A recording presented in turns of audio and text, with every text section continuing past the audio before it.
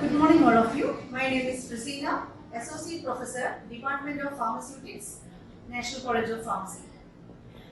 Here, I am taking the subject third semester B Pharm, Pharmaceutical Engineering. Today, we discuss about the topic drying. Okay, what is the drying? What is the importance of drying in the pharmaceutical industry? Okay, we go for the definition of drying. Okay, it is defined as removal of a small amount of water or other liquid from a material by the application of heat. Heat means the different sources of heat is the radiation is the heating source, steam is the heating source. Moreover, other heating sources is the okay. It is first of all correct definition of the drying is removal of small amount of water or other liquid. Other liquid means organic solvent is the means other solvents from a material by the application of heat. Okay, the drying is possible. The environment is unsaturated with the water vapor. Hence, the humidity is important determinant for the drying of the solids. Here, the term is unsaturated with the water vapor means we compare the two seasons like that, rainy season and summer season. In rainy season, the atmosphere is full of moisture content or water. That is the saturated level of the moisture. That condition, the drying is a very slow process. It is compared to summer season. It's a daily life. The sunlight is high level, so the moisture content is unsaturated level. So drying is possible in the faster rate. Okay. Then we go for the difference between the drying process and evaporation. Evaporation and drying is quite similar process. Only the difference is the final products.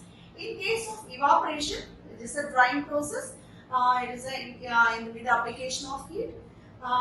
In this evaporation, the final product is the concentrated form. In case of drying, the final product is dried form or powder form. Okay. Next, we go for the applications of drying.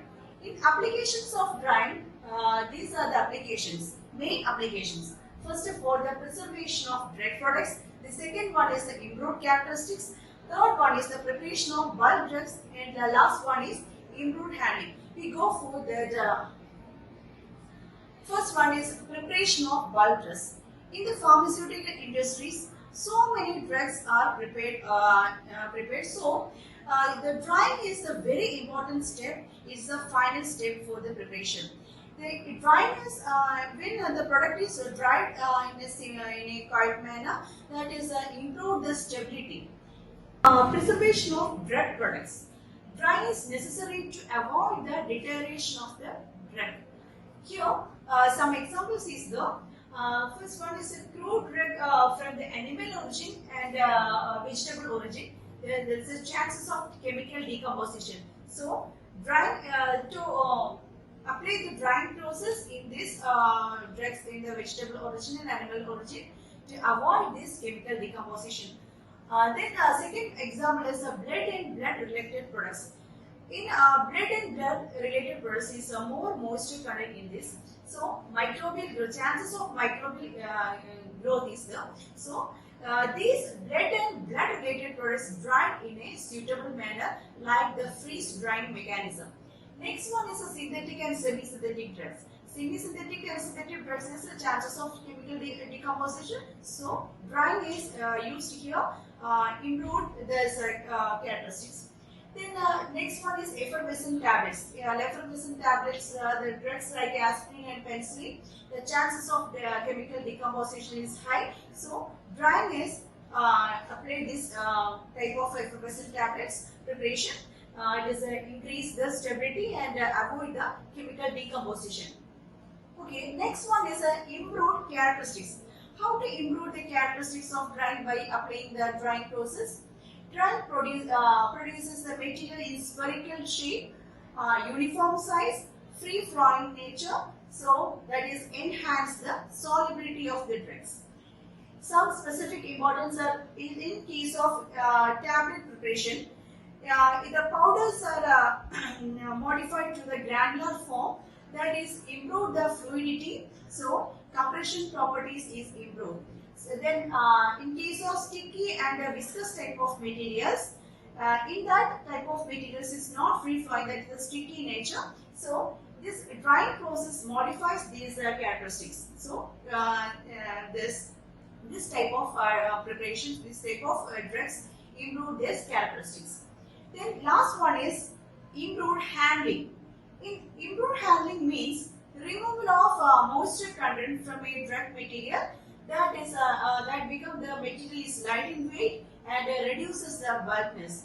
That the transportation cost is low in case of lightweight materials. Then transportation is easy and storage will be easy, is efficient. Okay. Then next, in the drying process, in drying process, the wet solid mass is present in two forms. That is, one is the bound water, the next one is unbound water. Okay, what is unbound water or unbound moisture? Here, we can compare these two systems. First one is the pure water system, then second one is the materials to be dried, that is the material contained in the wet moisture. In this, bound water is a minimum amount of material held by a minimum amount of water held by a material that exerts the equilibrium vapor pressure less than the pure water system in the same temperature. Here, two comparable materials like pure water and the material to be dried. That the material to be dried occurring the minimum water exert the vapor pressure is less than the pure water. Okay, these type of materials, bound water materials, is vapor pressure is less than the pure water. That type of materials absorb the moisture from the atmosphere. That type of materials is known as the hygroscopic materials. Then second one is the unbound water. Saying that it is compared the two system, pure water system and material to be dried system. In this unbound water, the material minimum amount of water present in a material that exerts the equilibrium vapor pressure is equal to the pure water system in the same temperature. That is unbound water. Unbound water present in non-hygroscopic materials. Here, this is a schematic representation for the unbound water and bound water. Here, hygroscopic materials contain fine capillaries and fiber walls, the high physical interaction. So, that type of hygroscopic materials contain bound water. The condition is vapor pressure of the wet solid less than the vapor pressure of the pure water. Then second one is non-hygroscopic materials. Non-hygroscopic materials contain water in void spaces. So, it contains unbound water. The condition is vapor pressure of the wet solid vapor equal to the vapor pressure of the pure water. In drying process, very important term is equilibrium moisture content or EMC. What is EMC? It is the amount of water present in the solid that exerts the vapor pressure equal to the vapor pressure the atmosphere surrounding it. In equilibrium moisture content in the wet solid mass is shown below. Here,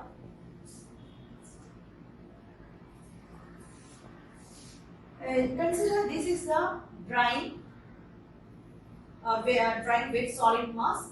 At an equilibrium, the vapor pressure of the wet solid mass equal to the vapor pressure of the atmosphere. This is the small black dots means the wet solid masses, and the large black dots means this moisture content. Here, amount of water is equal to EMC. That is, vapor pressure. The EMC occurs when the vapor pressure of the wet solid mass is equal to the vapor pressure of the surroundings. Depending upon the temperature and humidity conditions, solids may absorb or lose moisture. Here, when attaining the equilibrium moisture content, there is the two processes involved. There is a desorption and the one is sorption.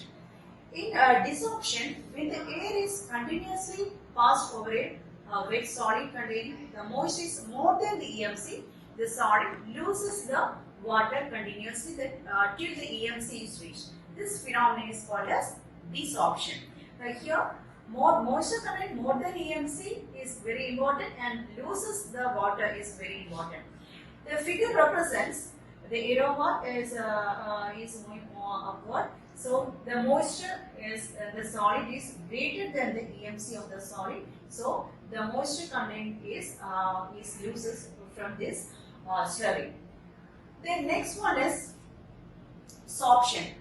When the air is continuously passed over a wet solid containing the moisture is less than the EMC, the solid absorbs the moisture continuously till the EMC reached. Here, the moisture content is less than EMC and solid absorb the moisture from the atmosphere. That is very important. This phenomenon is called desorption. The figure represents the moisture, the wet solid mass, that is slurry. Here, the moisture of the solid is less than the EMC, so this absorb the moisture. We go for the measurement of EMC. It is very important. Here, the solid samples are placed in a series in a closed chamber that is called as vesicators. Here, each chamber consists of the solution to maintain the fixed relative humidity in enclosed spaces. Here, solid samples exposed in several humidity conditions, that is exposed continue the material at a constant weight. First of all, here regularly take the weight and then at a fixed time. Here the difference in the final and the initial weights gives the moisture content. Okay, this is the theory portion for the drying process.